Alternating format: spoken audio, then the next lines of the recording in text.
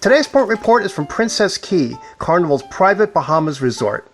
From our first time here, we want to give you 5 important tips to help make your trip here easier, plus a little extra tip at the end.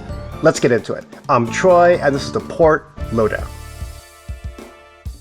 Although it's sometimes referred to as a private island, today it's our private island. It's actually an isolated resort area at the southern tip of Eleuthera, a long, thin spinal cord of an island about 50 miles east of Nassau. While Princess Cays has all your standard resort offerings like bars, shopping, and beaches, most of the excursions on offer will be stuff to rent. Snorkels, cabanas, floaties, umbrellas, clamshells, even lockers. Book everything ahead of time on the ship. Almost nothing was left when we got on shore. The clamshell and the snorkel equipment definitely they booked for the day. The only thing available right now is the water noodles. The water noodles? Yes, the pool noodles, that's the only thing available. So here's our 5 tips. Number 1, grab the shade.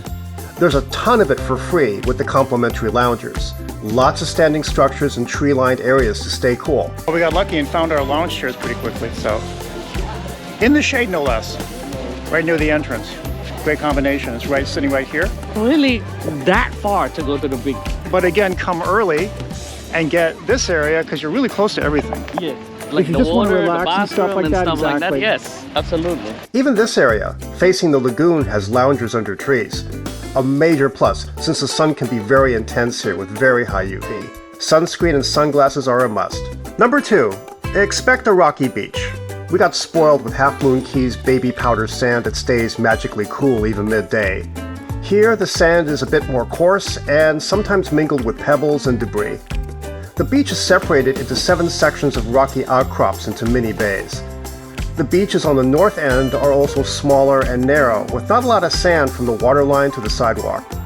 On the south end, the beach is the longest, with a long line of trees for shade and a wider sandy area. That said, the water is clear and cool, perfect for wading and snorkeling, which is what most folks do. So, water shoes might be helpful.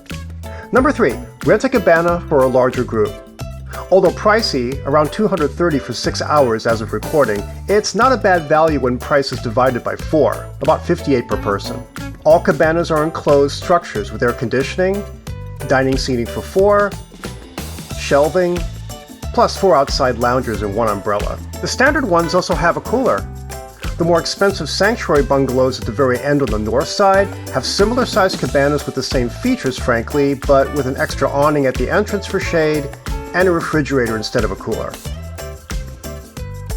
Having a cabana gives you an extra measure of comfort, a clean place to eat, an isolated place to store your stuff, and reserved space to relax. There's even a complimentary shuttle to take you there. You check in at the information desk, and you'll be directed to the shuttle pickup point. So if anyone in your group has mobility issues, this is a fine option. Another bonus, cabana reservations get tender embarkation priority. A few cons. The cabana isn't very big in either class, so it does feel cramped at times. There's also no direct beach access to those sections, so you'll need to walk about 3 to 5 minutes south. But having a cool, reserved space for our group made a big difference in comfort and enjoyment. By the way, if you're an independent cruiser who enjoys setting out on your own, be sure to like and subscribe. We have weekly videos to help the budget-minded cruise traveler. Number 4, you can eat before the buffet. Of course, the complimentary buffet is worth waiting for, with the standard burgers, hot dogs, and salads. But there's complimentary food before that opens. Free wraps, Chicken BLT or vegetarian. Not bad. a fruit buffet, and flavored water were also available all the time, so you don't need to wait for the buffet. Your drinks package is honored here too, so there's no extra cost. And number 5, venture out, if only a little. You have to present an ID, or at least your princess medallion, to go to the market area just beyond the gate. It's presented as a craft market, but, well, you know, the kind of stuff you'd expect. However, there are a few things of interest. This restaurant, George's Bar and Grill, offers a chance to try local dishes like conch fritters or fried fish, along with specialty drinks, even cigars and pipes. This is on your dime, of course, where you pay with US dollars. Plus, there's a lovely view of a mangrove pond and a small bridge. Taxis come here to collect passengers too, but relatively few people venture here, much less go beyond to the island.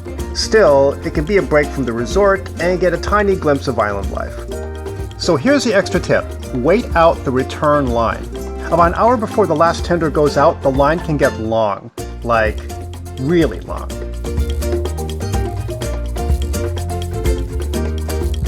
So you can spend time standing in the sun or hang back and wait. A few folks decided, well heck, I'll have another drink and dance. So with lots of available loungers now and water still available, why bother? It was a good choice. Very comfortable. In fact, the vibe was a lot quieter and chill. By the time we decided to get in line, we were the last boat out.